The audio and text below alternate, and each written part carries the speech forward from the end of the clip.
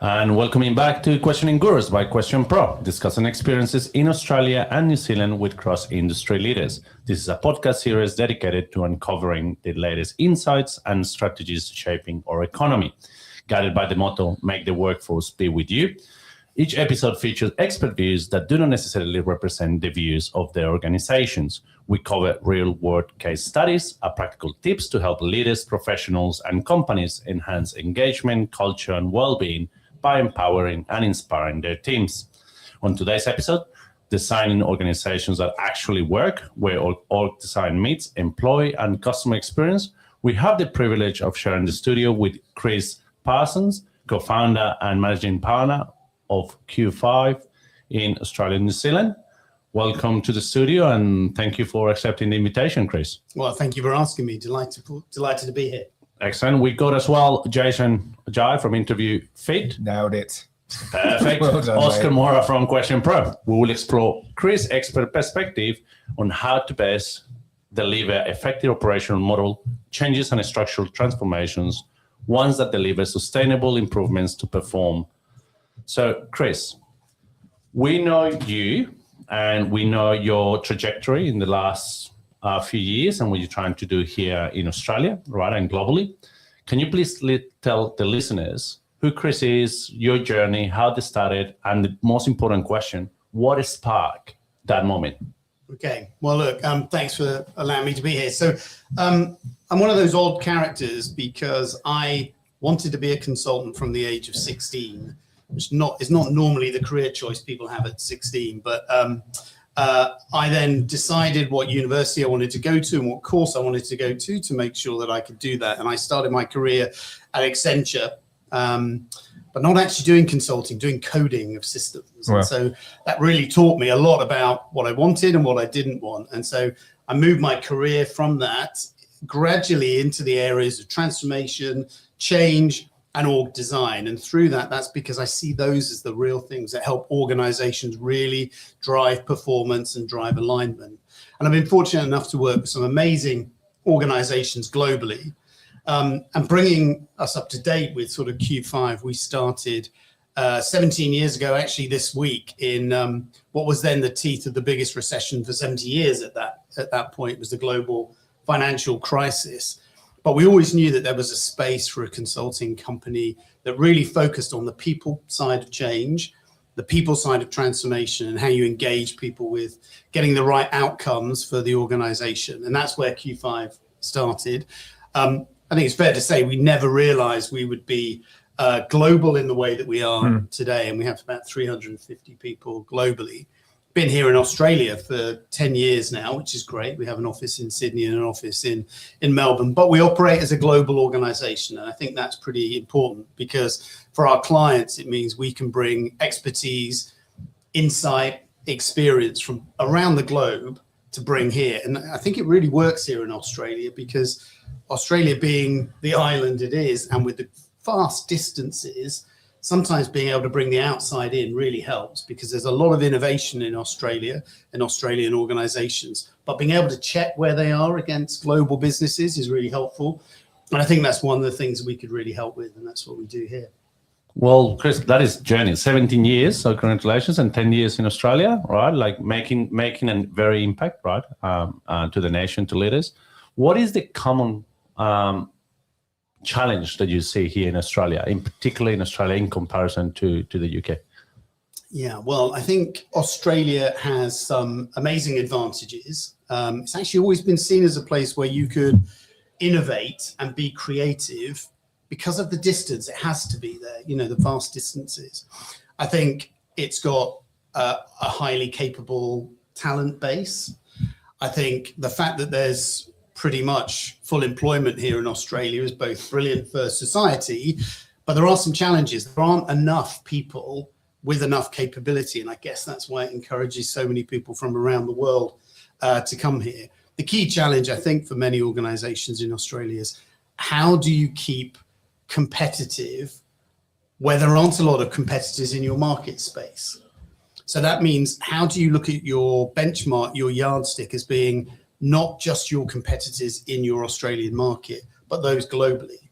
Because we all know the organizations that will survive in the future are those that can compete globally. Yeah. And that's really important. Yeah. So can we then promise to our listeners in today's episode 3 things, if that is okay with you, Chris? That will be 1, clarity.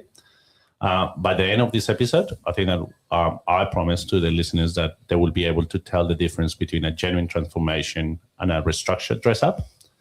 2, practical tools. They will walk away after listening our episode and have actionable things for the organizations to do right, and have a point of contact where to reach out in case that help is needed. And new lens. They will actually just never look at our chart in the same way. Is that fair? I think that would be great, Oscar. If we can do that, that would be brilliant. Brilliant. Excellent. So, Jason. He's got you on the hook now, mate. That's right. I'll try to do that. The room is yours, Jason. What is the first burning question that you got for Chris? So we are in the midst of restructures, cost optimization, cost rationalization, redeployment, transformation, etc., etc. You talk about organizational health. What does that actually mean in practice? That's a great question. I think a lot of organization changes where people just focus on moving people around the organization achieves very little. And our view on organization health is that if you want to achieve the right performance for your organization, you have to align that organization to the strategy and what it wants to achieve. That it's got a structure that fits to achieving that strategy, that the processes and the culture work to make people effective within that organization and really free up people to do the things that really matter. And we'll talk a bit later about how organizations, really effective organizations, are those that are simple to operate in and operate with. And therefore, that's what we should be all striving for. And the way we look at organizations from our perspective is not just the structure chart, it's the overall, the holistic view of how an organization performs. Anyone can make an organization thinner and reduce costs. But our view is, how do you make an organization fitter? So that means it costs less, but it performs better and it performs sustainably for the future. I think if you just go for being a thin organization costing less, it's a very short-term outcome and you won't get the results that you're looking for.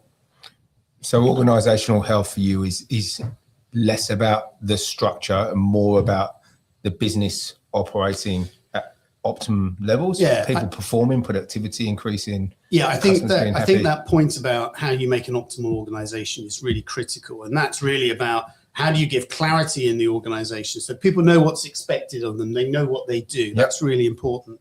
That the flow within an organization is really simple. You can see how one team adds to another, and delivers to the client. That's really important. That I talked about that alignment. Everyone's clear about what the organization is there to do. If you meet someone who's in an organization and they're very clear on the purpose of that organization, the performance and that discretionary effort that you get from people to really dig in and perform is much higher. Yeah. Than if you don't know what you're doing and you don't know why you're doing it and you don't know what the overall outcome is, how does that work? When I was I guess it was the point I was at Accenture where I knew I had to leave, was I was on a project where there were 200 other Accenture consultants doing a project for a client. And I turned around to my colleague and said, have you ever met the client? Do you know who they are? And the partner was coming past at that time, which is always a nightmare thing to do when you're only a junior, slapped me on the back and said, you're working for UK PLC at the time. And I was like, I don't know what that means. So the bit I'm doing, the bit of that work that I'm doing, I have no idea how it fits with everybody else to deliver real change. Yeah. And how does that make you feel at the end of the day? Not particularly energized in that.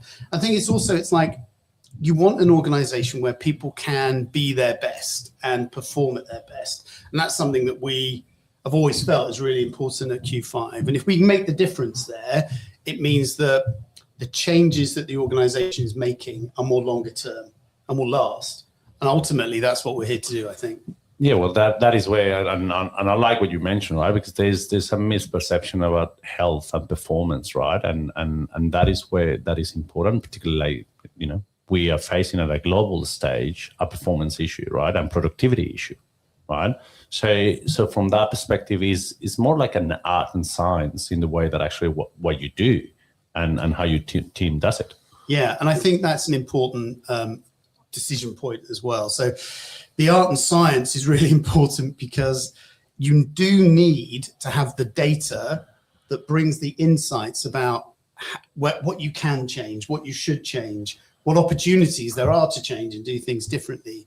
But the art part of that is, how do you engage, influence, encourage the behaviors that shift? And we'll talk a bit later about why, a reorganization that just focuses on a structure chart doesn't work. And ultimately that comes down to the behaviors that you have running in the organization. If you don't change the behaviors, the structure is just a structure. Yeah. And, for me, I think it's like, if it only works on PowerPoint, it's just a structure on a PowerPoint chart, it's not going to work in practice. And that's where we have to change organizations. So that is mainly why organizations, when they restructure, look right on paper and then they just fail in reality. Would you say that is the main common factor? Look, if you think that a restructure is just a structure chart and ultimately you're just changing the seats that people are on, that's not what organization change is about. It's very limited. You get a very limited outcome. I'd say 60 to 70% of the value of these transformations are in the execution. Yeah.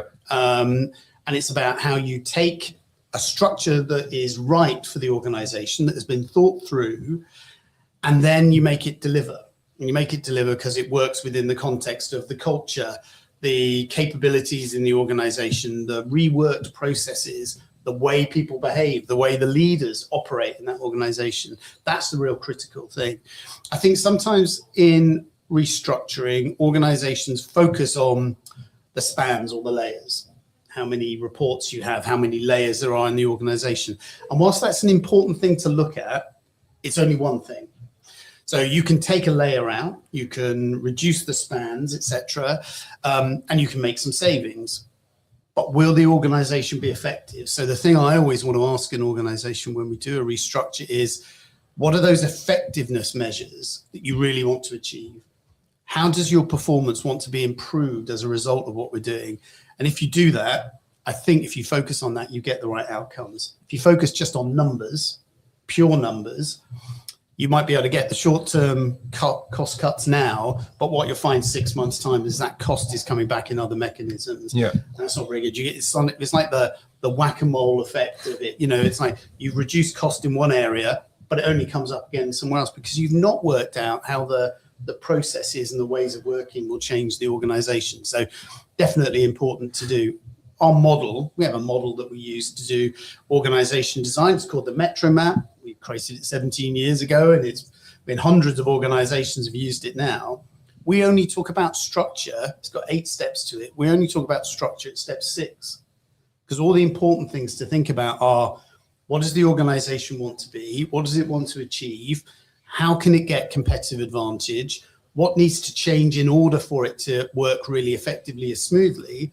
And then when we get to structure, it should all fall into place. The problem with a lot of organization redesigns is people design for personality or the capability that they've got in the organization.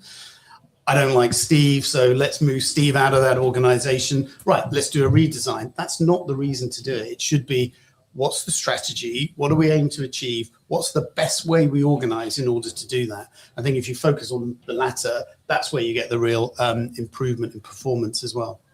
I love the idea that you've got a framework behind this, and that step 6, structure only comes in at step 6. But you mentioned a moment ago, you talked about communication, and then you talked about the knock-on effects that one team has to another. And what I see, and what we see a lot with some of the other hosts and guests we've had on the show, is that where we are at now, there's this effect whereby teams are becoming siloed. So I want to protect my own discipline and want my own area. And if there's been a massive restructure or transformation that's happened, even more so, I want to protect my backside, essentially. Communication is key in making sure that those teams work together and align and seek to deliver right customer outcomes, et cetera, et cetera. But how do you actually do that? How do you go in and offer advice to organizations around not just the restructure and the transformation, but how you get different silos and leaders who are trying to protect their own backyard actually aligned and pull in the same direction, as opposed to kind of hide behind the parapet, you know, and trying to save themselves? Yeah, so that's really an important question to ask, and it's an important thing that you do in the setup very early on. We say to an exec team that when we go through an org design process using our Metro map, we ask them all to take off their hat of being the CFO or the head of tech or the marketing director and actually envisage themselves as being just a member of the exec team without their silo. Great. And understanding that everything they do has got to be in performance of, or in the way of improving the performance for the organization as a whole, to try and think collectively rather than individually. Because if you get to the point where an organization is thinking individually, you create the silos. If you create the silos, you get these friction points in an organization. So processes very rarely run just in a silo. They usually cut across all of the functions that you've got in an organization. If you only think in a siloed way, every time you hand over from one to another, it's a friction point. Yeah. Customers, clients, they don't care about how you're set up internally. They don't care about the process. They just want the outcome to be a really good experience. And in our mind, experience like that, creating great customer experiences because you have end-to-end seamless accountability and people work together. But it's a mindset shift. When it comes to cost cutting around this, and I've seen it done before where a CEO will say, I need to cut costs by 10%. The way I'm going to do that is I'm going to go to each individual member of my team and say, you cut 10%, you cut 10%, you cut 10%. It's the wrong outcome, because what you'll get is you'll get people looking after their own backyard in their own teams, and they'll be saying, I can give you 8, I can give you 6. Not what does the organization need to achieve? And in some cases, the best outcome might be we can reduce more in one area because that's now not as important to us in the future, but this bit is. This is where we need to do investment. And I guarantee you'd get more saving if you looked at yourself collectively and looked against the purpose and outcomes you want to achieve rather than just do a pure 10% in each area. But it's very important, you've brought it up really easily, is that if you think in silos, you act in silos, the outcomes will be siloed, and your clients and customers will get an experience that is not optimal and is not seamless and is not brilliant. Yep. Those organizations that get seamless ways of operating and think collectively rather than individually, they really do deliver great outcomes for their clients. So to that effect, then part of that process, right? Like those organizations, they tend to run the customer experience programs that deliver some of key metrics from a performance metrics of the organization, separate from the employee experience metrics, right, and engagement. So do you look to those two when doing your model and performance? Yeah, look, I think as we've probably experienced ourselves as being customers and clients, etc., is that if your customer experience, your stated customer experience, isn't matched by the employee experience, treat people in the ways internally that you want to treat your clients externally, there's a disconnect. Yeah, and sure. So for us, if you're engaging the organization to improve the experience your customers get, you've got to think of both at the same time. You've got to make sure that you're set up in a way that delivers the experience seamlessly, but your employees feel it. If you've worked in an organization, obviously like your organizations that we're in at the moment, if you're in an organization where it feels like there's that alignment between purpose, the customer experience and the employee experience, things fly, things hum, things like really perform smoothly. And that's what we try and do. The hard thing is that a lot of the employee experience, it relies on that interface between leaders and their teams. And therefore, you've really got to, as you go through an org design, you have to think about, and a restructure, you have to think about how you're changing the performance of the leaders as well, and how you're wanting them to perform with their teams. If you just think of a restructure as a moving people around in different roles and a structure chart without looking at the leaders, you're missing a key thing. Because it's your leaders who are that interface, the ones who encourage, involve, engage teams in performing better. And if you miss that bit, I think you miss the whole point. Yeah, and you mentioned that particularly this last 3 to 4 years, right? We're facing this increase of AI, right, impacting sort of those decisions, right, and rationalizing some of those, right? How do you actually tackle that human intelligence element and approach when adding that component? Do you see many similar rule of thumb when it's like, hey, by the way, we need to cut 10% because AI has to do 10% more, or the exponential, or how does it work? I think there's a challenge at the moment, isn't there? AI is an important part of the mix of how organizations are going to improve what they do and how they do it, undoubtedly. I think there are some CEOs out there who are looking at AI as being purely a cost outcome at the moment. And I think that's dangerous because on its own, it's not the right thing. AI should be about enabling, creating new outcomes, doing things better, giving space for people to think differently. And I think when we look at it, there's a lot of things that you can use AI for that give you time to do something different. And therefore, that means that you should get higher productivity in individuals as a result. So if you look at AI without looking at the human interface and looking at how the human interface can actually use the technology in the right way, you're always going to be missing something. It's always going to be suboptimal. At the moment, I would say every organization is or should be looking at how AI comes into what they do and how they do it. I think at the moment it's not managed in the way always, and what you've got a situation with is there's a lot of things going on, but people are talking about a lot of work slop. I know they've seen it where there's just too much going on, and it's not necessarily the right stuff, and they're not using it in the right way. So the information that they're getting back isn't what it should be. They're not using it in the right way. So the challenge is use it in the right way. It could be a massive enabler of organizational performance, but only if you align the people resource to that as well and engage your teams in how best to utilize the technology to get what they need. I think that's the focus that we always have when we're doing our org design and restructuring and transformation projects. AI's got to be part of that mix. And you've got to think about how can you use AI to take away some of the activities that the organization does that it could do in a different way. And I think that's really helpful. And how can it do new things as well? So there will be teams that are spun up that are going to look very different than they do today. So one of the things we're tackling at the moment is, so how do you run a team where there are 3 humans, 4 agents? How do you schedule work? How do you manage that team? How does a leader cope with what they're doing? The AI agent will always be there on a Sunday at 10 o'clock at night or whatever, and you won't have to worry about how you do that. But how do you feed that in? How do you make sure that the people resource connect with, use it in different ways? No doubt every role in the organization will change as a result of AI over time. New roles will emerge, and there will be roles that are about helping making that human interface work and using the tech in the right way. So we're very much aware of it.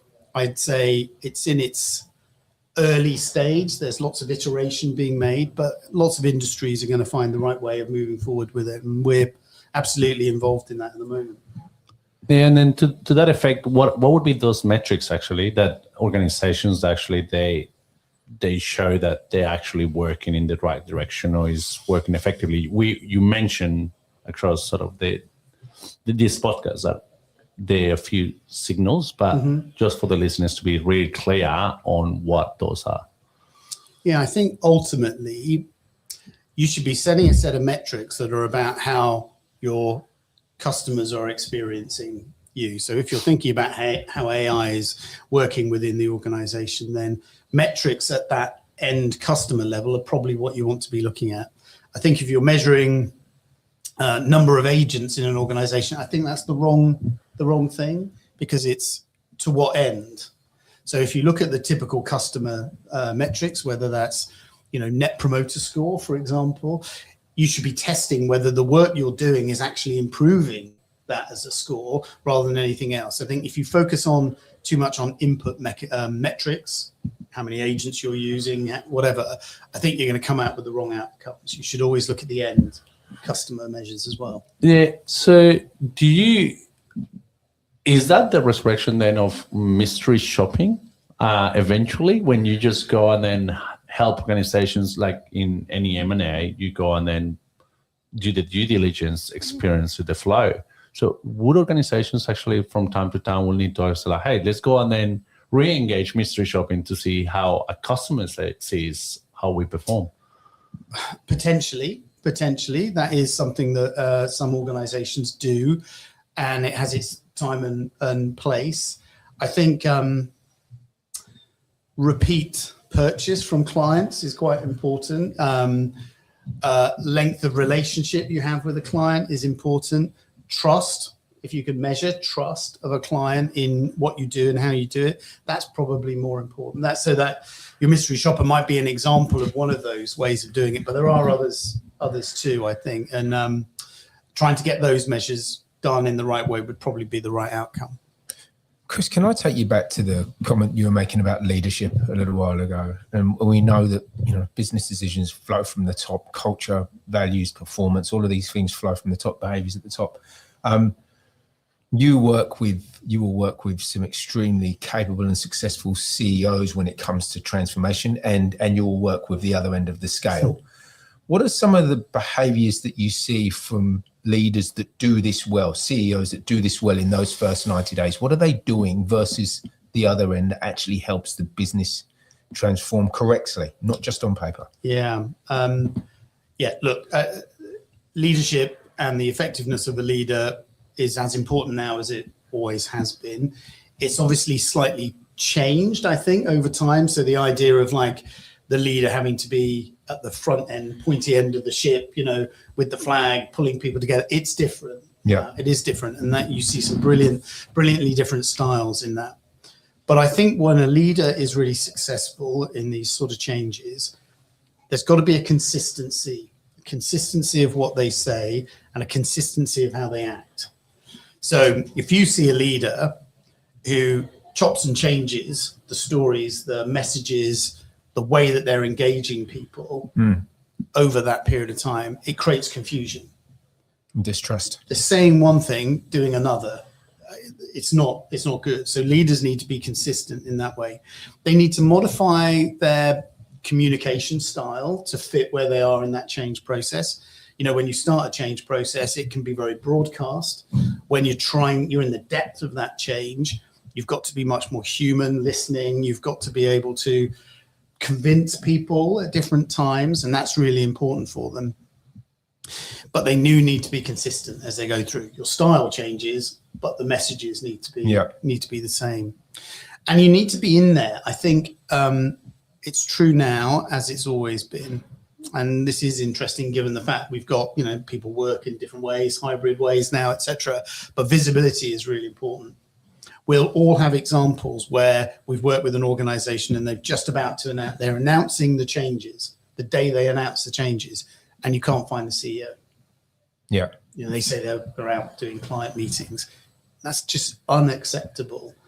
Leaders have to own the changes. And one of the things we do when we consult is we actually want the outcome to be owned by the team, the client, the leadership team, rather than ours. So if the client says, this is the Q5 structure, we know we've gone wrong. Yeah. It's got to be by the time we're handing over, they own it. Therefore, the leader needs to be sleeves rolled up, hands in the detail, talking to people, letting them know why it works, and being really consistent about that. And they also need to be an engaging personality as they go through. A lot of it is the sort of the EQ of leaders is still as important as it's always been, but it's much more about engaging people on a human level as well. So that's what a leader needs to do in that first period of time. And to that, we're seeing what to do, and based on your experience, something for listeners, what went wrong and how to move from that. Yeah, I think we have had examples where you're working with a client and you're doing a design with them, but the reason you're doing the design seems to shift in their mind over the sort of period of time you're working with them. So you're going in one direction with the organization, and then it's suddenly a sharp turn. Actually, this has to be about pure cost reduction rather than growth, for example. And they're very hard things to get together. You can obviously create an organization that is better to grow, and it can cost less. But if you've had those dual messages from the start, it's quite hard. And I think sometimes we've also experienced leaders, and this is common, where a leader then doesn't want to address the difficult questions that the organization is facing. There's a key personality in the organization who is not working in the right way, is pulling the organization back, is behaving in the wrong ways, but they're important for some reason, and the leader doesn't want to address that. Our conversations with them is, you do have to address it. If you don't have the difficult conversations, if you don't address those friction points, hotspots in an organization where everybody knows that they are holding the organization back, if you don't address it, you're going to get the wrong outcomes. Yeah. And so we've seen lots of leaders in that. And part of, I guess, our role as consultants is you do have to act as coach and confidant as you go through that. It's inevitable. When we do a design, for example, top line design, it goes into a bit of a darkened room for a couple of days where the leader's got to be comfortable that they understand the implications of it. This is about, they might be changing the individuals that report to them, or changing the numbers of individuals that report to them, or signifying to the organization a different direction. But you have to get them to live with it. So we have to get them into a room. We have to get them to almost like deconstruct the design again, build it back up in their minds so that they know all the reasons they've chosen this. And if they know all the reasons they've chosen this and they know why they're doing it, you can really execute effectively, smoothly, and effectively to get the right outcomes that you're looking for. So I think that's really important. I have a question from the other end of the hierarchical scale for you. Mm-hmm. So we've talked about leaders and leadership. What about employees? So from an employee point of view, if you can imagine an employee being able to wave a magic wand, right, and redesign the organization tomorrow, what changes do you think they would make first? And how often do those changes match what the leadership wants, what the business wants? That's a really good question. I think everybody in my mind, I think everybody comes to work to do a great job. I think that's what you hope in an organization. People go to work to do a great job. They know the things that work within the organization, and they know the things that don't work. And we've been fortunate enough to work with organizations where actually the design is not starting from the top down. It's actually starting with understanding at that lower level in the organization, if you had the magic wand, what would you change? What is not working? Because what you find deep down in the organization is, to make things work, employees, teams, they've created workarounds because they have to. How do we make it work? So when we do work around like processes and how do processes work, you'll always find someone will say, yeah, I know it says do that, but we have to do this because that bit doesn't work as easily as this. So listening to your employees is really important. And that's another thing, I think, when you said, what do employees want? It's not a democracy. An organization isn't a democracy. So no one votes exactly on what structures you want, but they do want to be listened to. Yep. And it doesn't mean that all their points need to be taken forward, but they want to be listened to. They want to know that you're looking at the design, not from what makes best sense for a leadership team in terms of cost in the organization only, but what makes a difference to the way that customers experience the organization. Because let's be truthful, it's employees who are probably closer to the customers than your C-suite, because there'll be customer service agents there, in shops, they're wherever they are. They're the people who are seeing them on a day-to-day basis. So they want to know they're listened to. They want to know that the intentions of this redesign, the transformation, whatever it is, are to achieve something that's an important outcome. And they need to be engaged with what that is. They need to know the timeframes. They need to know when they're going to be involved in it. And they need to know that if there are outcomes that are not good for them, they may be exiting the organization, that the organization is going to do that in a very human way. Yeah. I think if you get those right, then even if it's difficult, and it is difficult, if people are going to change what they're doing, if people are going to exit the organization or their roles are going to change, that is tricky. But they want to know that there's clarity, it's being communicated effectively, etc. So good example of that, I've worked with an organization where a CEO has said, we're starting doing some design work in September. I guarantee for everyone in the organization, they'll know where they are before we all break for Christmas. And it was like a statement that they made. And then they drove the organization to do that. So no one had that horrible uncertainty about, I know there's a change coming, but I don't know what it is. And I don't know how that's going to affect me. And I've got that Christmas period, which should be a resting, refreshing for lots of people.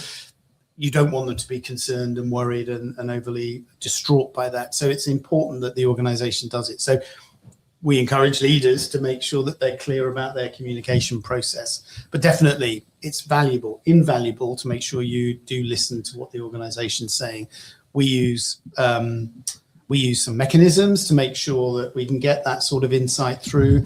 If you're trying to do some sort of focus groups, it's good to have a diagonal slice of the organization. So you're not just picking up the usual suspects of the leaders in the organization you are going down. We work with a big organization where we were doing a redesign of some critical financial processes with them. And we got a team that was brought from all layers in the organization together to help us redesign it. And it was amazing how engaging it was, where people who are frontline staff, are usually just expected to run the process time and time again, we're actually saying, well, this bit doesn't work. I'd love it if we could do that. Let's change the process so it does this.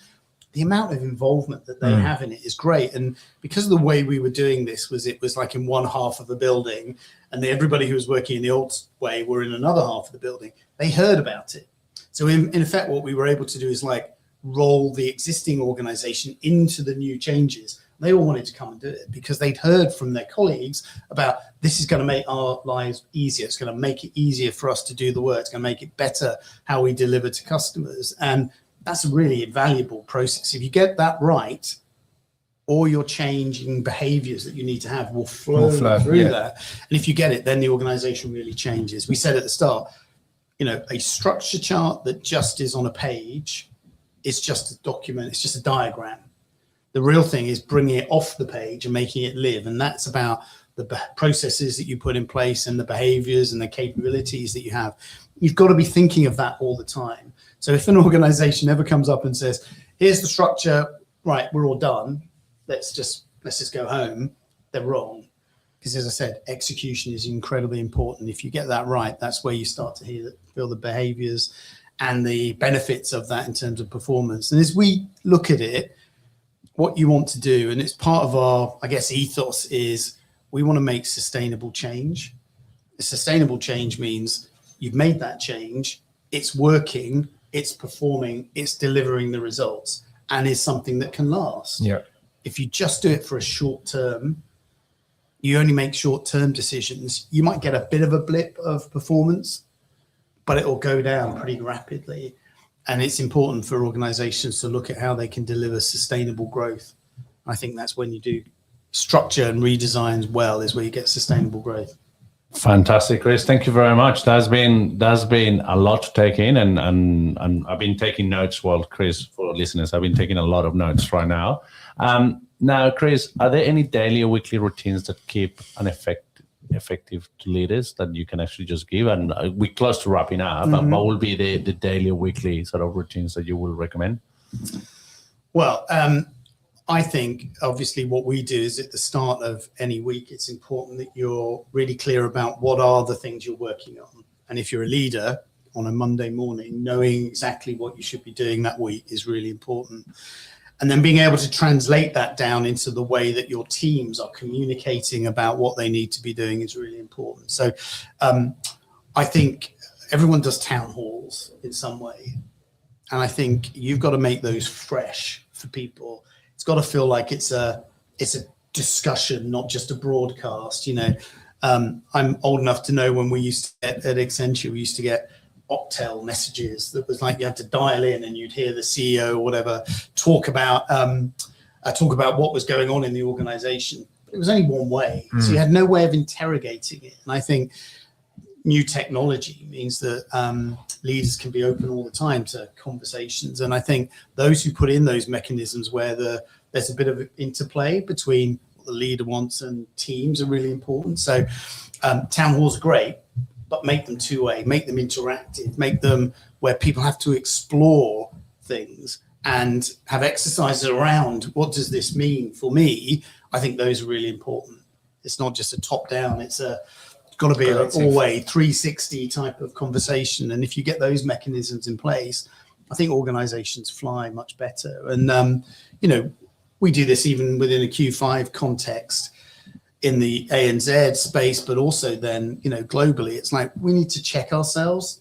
Do the mechanisms that we've always used still work? There are things that obviously from a founder perspective, when the five of us who founded it back in 2009, we put these mechanisms in place and we're really bought into those communication mechanisms. But we also have to be open to say maybe they're not right. Now we have to evolve it. I think organizations should be looking at iterating all the things that they do as they go forward, testing it out and finding new ways to work. There are so many communication ways of channels that we have at the moment. Test which ones are actually being looked at. When if you're doing WhatsApp messages or Outlook messages or whatever you're doing, how often are people engaging with them? And if they're not, try and choose something different. And it's really important that those communication mechanisms are open, two-way, and really involving for people. Well, fantastic. And the last question, if our listeners want to get in contact with you, Chris, and the team at Q5, how do they do it? Obviously, coming at our email address, we've got a Q5 email address. Q5, I'm going to say that again, it's Q5 OzInfo. And come into there, or please reach out to me on my email address, which is chris.parsons@q5partners.com. We're always really happy to take information from people and have conversations and communication with them. Brilliant. Thank you very much. And thank you very much for the listeners. Jason, thank you very much as well. Thank you, Chris. This has been awesome. It's been really interesting. I will ask a question I'm sure Oscar wants to ask. I feel like we've only just scratched the surface in 42 minutes. And there's a lot more to discuss. Can we get you back on for another episode? Oh, we'd love to be involved in this again. Yeah, it'd be brilliant. Thank you. Thank you. Brilliant. Thank you very much to our listeners. And this is a wrap. See you in the next episode.